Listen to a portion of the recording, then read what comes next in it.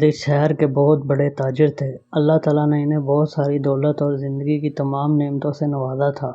وہ اپنی بیگم اور اکلوتے بیٹے کے ساتھ ایک بہت بڑے بنگلے میں رہتے تھے۔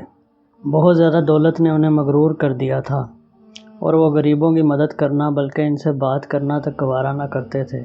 ایک دن وہ صبح سویرے اپنے پالتو جانوروں کو کھانا کھلا رہے تھے کہ دروازے پر دستک ہوئی۔ چوکیدار چھٹی پر تھا، مجبوراً انہیں خود دروازہ کھولنے جانا پڑا۔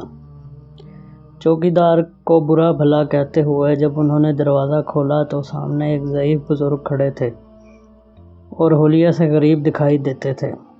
سیٹھ لہجے میں ان سے کہا کہ کیوں آئے ہو؟ بزرگ نے کہا اللہ کے نام پر کچھ مدد کر دو، اللہ آپ کے رزق میں برکت دے۔ یہ سننا تھا کہ ساجد صاحب کو غصہ آ گیا۔ انہوں نے نہایت بدتمیزی سے جواب دیا، کیا میں اس لیے کماتا ہوں کہ تم جیسے کام چوروں کی مدد کرتا رہوں؟ ہڑتال والے دن بھی چین نہیں ہے، بھیک مانگتے ہو، شرم نہیں آتی؟ دفع ہو جاؤ یہاں سے۔ بزرگ نے یہ سن کر کہا، غرور کا سر کبھی اٹھا نہیں رہتا، تم رزق کے ایک ایک نوالے کو ترسو گے۔ انہوں نے فقیر کی بات کو سنی انسنی کر دیا اور ابھی واپس پلٹے ہی تھے کہ خان سامہ کی خوفناک آواز سنائی دی۔ وہ بھاگ کر باورچی خانے میں داخل ہوئے تو دیکھا کہ خان سامہ زمین پر گرا ہوا ہے اور چائے کی پتیلی اور فرائی پین اس کے اوپر گرا ہوا ہے۔ سیٹھ صاحب کی اہلیہ بیٹے کو ساتھ لے کر میکے گئی ہوئی تھی۔ خان سامہ ناشتہ بنا رہا تھا کہ یہ حادثہ پیش آ گیا۔ انہوں نے نہ چاہتے ہوئے بھی اس کو ساتھ لیا اور قریبی کلینک لے گئے۔ اس کے دونوں بازو بری طرح جل گئے تھے، مجبوراً اس کو بھی چھٹی دینی پڑی۔ ان کو خود کچھ بنانا نہیں آتا تھا۔ انہوں نے سوچا کہ دفتر جا کر کچھ کھا لوں گا، لیکن پھر یاد آیا کہ آج تو ہڑتال ہے، دفتر بند رہے گا۔ انہوں نے سوچا کہ ناشتہ نہ صحیح دودھ پی کر گزارا کر لیں۔ یہ سوچ کر انہوں نے باورچی خانے میں قدم رکھا۔ آہٹ کی آواز سن کر ایک بلی بڑی تیزی سے بھاگی۔ وہ پتیلی میں سے دودھ پی رہی تھی۔ جاتے ہوئے اس نے دودھ بھی گرا دیا۔ بلی کو اچھی طرح برا بھلا کہنے کے بعد انہوں نے فیصلہ کیا کہ کچھ دیر ٹی وی پر ہڑتال کی صورتحال دیکھی جائے۔ ٹی وی دیکھتے ہوئے دن کے 2 بج گئے تھے اور بھوک کی شدت سے مجبور ہو کر انہوں نے باورچی خانے کی دوبارہ تلاشی لے ڈالی۔ انہیں بسکٹ کا ایک ڈبہ ملا، لیکن جیسے ہی انہوں نے اسے کھولا تو دیکھا کہ چونٹیوں نے بسکٹ کو کھا کر بھربھرا کر دیا تھا۔ وہ طیش میں آ گئے، لیکن کچھ کر نہیں سکتے تھے۔ ہڑتال کی وجہ سے ہوٹل بھی بند تھے۔ فریج میں ایک انڈا رکھا نظر آیا تو وہ خوش ہوئے۔ تلنے کے لیے اسے توڑا تو وہ گندا نکلا۔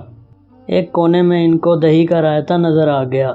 باسی روٹی سے ابھی کھانا شروع کیا ہی تھا کہ انہیں پیالے میں کوئی چیز تیرتی ہوئی دکھائی دی۔